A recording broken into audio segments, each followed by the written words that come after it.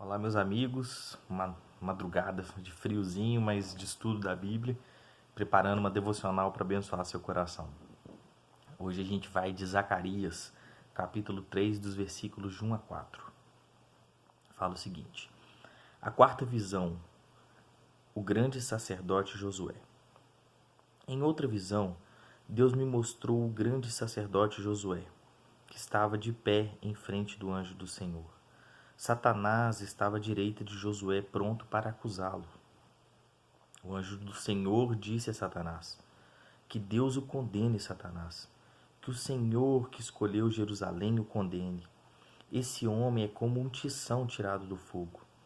Josué, vestido com roupas sujas, continuava de pé em frente do anjo. Aí o anjo disse aos seus ajudantes que tirassem a roupa de Josué e depois lhe disse: Assim eu tiro seus pecados e agora vou vesti-lo com roupas de festa.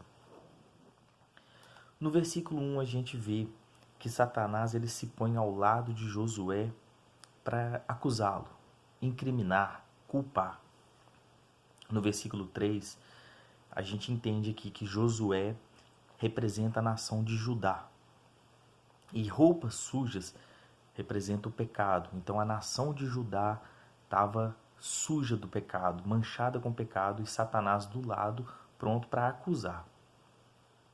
Então Satanás ele queria acusar, incriminar, tornar culpada Judá de todos os seus erros e quase que uma reivindicação de paternidade, vamos dizer assim.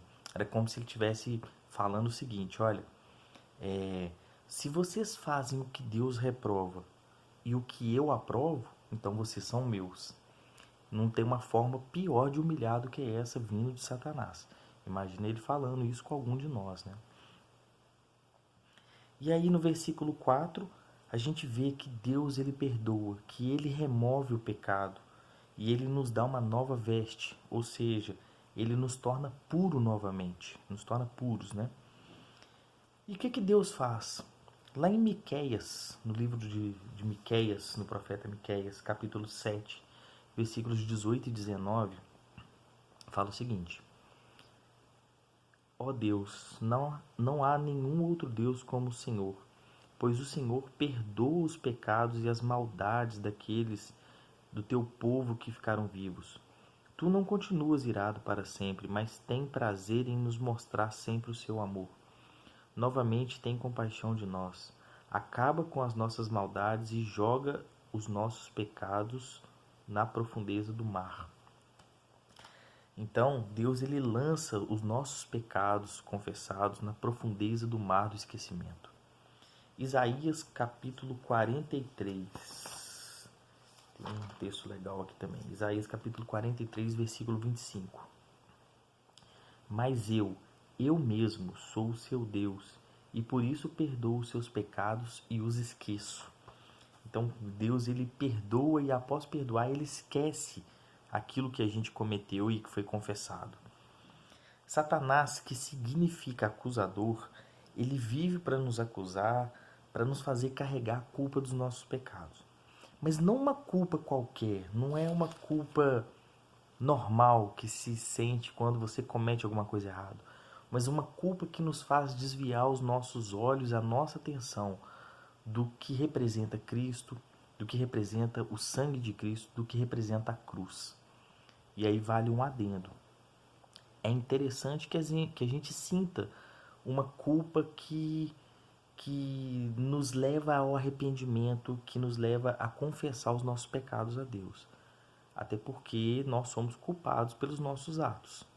Agora, o que Satanás ele quer é nos colocar uma culpa que nos tira a visão de Deus, a visão da cruz. E por que ele quer isso? Por que Satanás nos quer sentindo esse tipo de culpa? Por que ele quer desviar o nosso foco e a nossa atenção da cruz e do sangue de Cristo? E eu tenho algumas respostas para isso. Primeiro, porque foi na cruz que Cristo derrotou Satanás. Satanás não quer que a gente olhe para o local da derrota dele. Segundo, porque foi na cruz que Cristo derramou o seu sangue para nos limpar de todo o pecado e nos purificar de toda injustiça. Ou seja, não há culpa se há o sangue de Cristo. O sangue de Cristo nos lava de todo pecado, nos purifica de toda culpa, de toda injustiça. Terceiro, porque na cruz que Cristo carregou o pecado do mundo, levando toda a culpa sobre si. Repito, levando toda a culpa sobre si. Então Satanás ele tenta nos culpar, mas essa culpa Cristo levou ela na cruz e cravou ela na cruz. Não tem mais do que sermos condenados. Cristo leva essa culpa toda sobre ele e vence ela quando ele ressuscita e volta aos céus. O que de fato a gente pode entender aqui, diante da Bíblia toda, diante do que é santidade, diante do que é pureza, é que apenas uma pessoa, só uma, poderia nos culpar dos pecados, poderia nos acusar.